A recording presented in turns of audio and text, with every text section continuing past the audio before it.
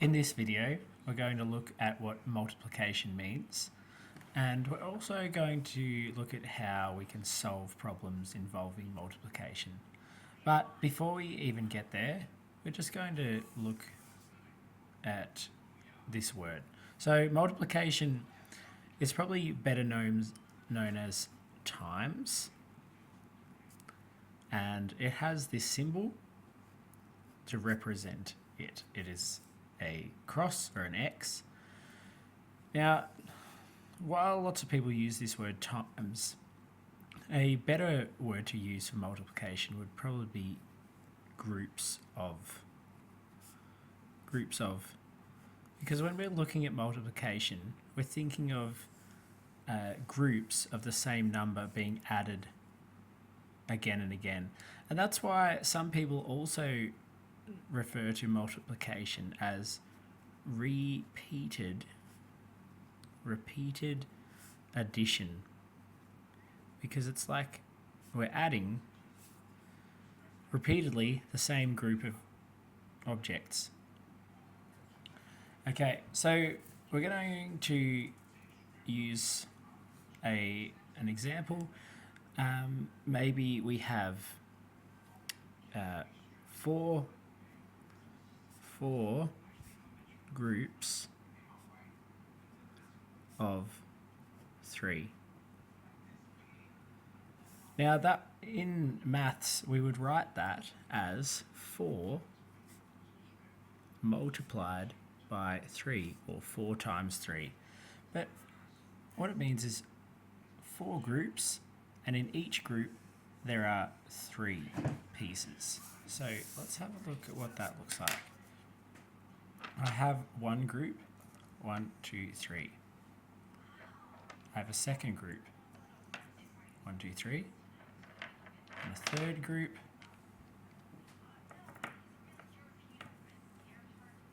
1, 2, 3. And one more group, 1, 2, 3. So here I have 4 groups, and in each group I have 3 little teddy bears. And now to solve this, I can just count up how many I have altogether. 1, 2, 3, 4, 5, 6, 7, 8, 9, 10, 11, 12.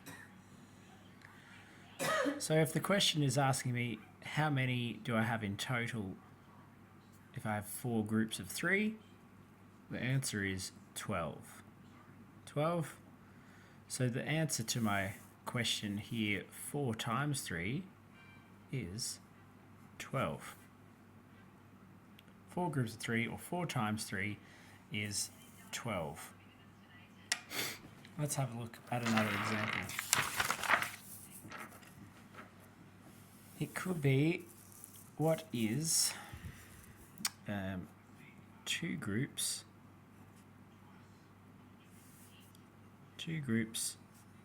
of 4? What are 2 groups of 4? And if we were looking at this mathematically, it might be written like this: 2 times 4. But this symbol, times or multiply, if we think of it in groups, it makes it easy to understand what we're actually doing here. So 2 groups of 4. So I'm going to have one group of 4, and then a second group, and we have the exact same number. We have 4, and then we count it up. Count the first group, 1, 2, 3, 4, and I have my second group, 1, 2, 3, 4. And we can see we have a total of 8. So 2 groups of 4 gives us a total of 8. So in other words, 2 times 4 is 8. Now I can keep using these objects, but I can also start to, instead of using actual objects, I can actually draw a picture to help me instead. So I could just do a circle here for one group, and a circle here for a second group. And in the first circle, in the first group, I'll just draw in my 4 dots, and in my second group, I'll draw in 4 dots as well. And I can count them just on my piece of paper. 1, 2, 3, 4, 5, 6, 7, 8. There we go. So we'll do one more example, and instead of using our objects, we'll just do a drawing instead. So maybe our situation might be 3 groups of 5. And how would I write this mathematically? Well, it would look like this. 3 times 5. 3 times 5. I'm adding 5 3 times. So I'm firstly going to draw 3 big circles. 1, 2, 3. I have 3 groups. And in each group, I have 5. And I'm going to draw it like this.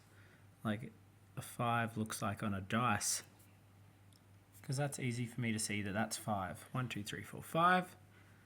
I might write 5 under here too. 5, 6, 7, 8, 9, 10. And then in my last group, 11, 12, 13, 14, 15. Here it is. So our total of 3 groups of 5 is 15. 15.